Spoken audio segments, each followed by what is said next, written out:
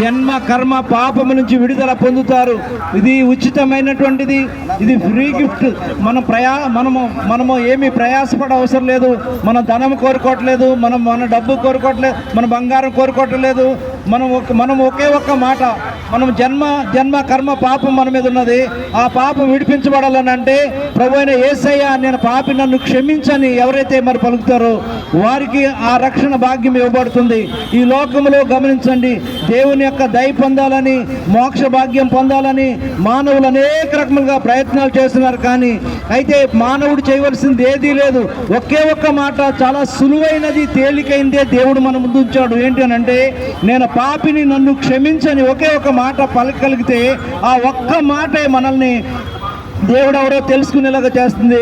దేవుని మార్గంలో మనము ఈ లోకంలో ఎలా జీవించాలో తెలుసుకోగలుగుతున్నాం. సాటి మానవుని ఎలా మన ప్రేటువంటి యేసుక్రీస్తులో ఉన్నది. ఈ మహాపట్టణంలోనికి వచ్చినటువంటి నా జీవితంలో ఒక్క దినమున గమనించండి, మరి ఇదే హైదరాబాద్లో భోజనము లేక త్రాగుబోతుగా గమనించండి ఎన్నో చెడు వ్యసనాలకి బానిసై ఉన్నాను. అయితే నేను ఏనాడు కూడా యేసుప్రభువుని ఇష్టపడేవాడిని కాదు. అయితే అలాంటిది గమనించండి, ఒక దినమున ఒక సహోదరి నన్ను పిలిచింది.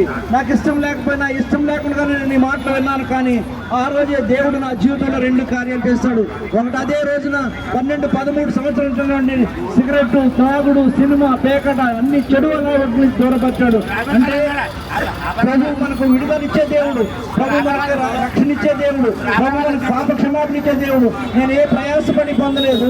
నేను గమనించండి, నేను ఏ యొక్క మరి ప్రయత్నం చేసి నేను పొందలేదు. కానీ ఉచితంగా ఆయన దయ వలన అందుకునే గమనించండి, మనం దేవుణ్ణి మనము ఆయన్ని స్థుతించగలుగుతున్నాం, ఆయన్ని కొనియాడగలుగుతున్నాం.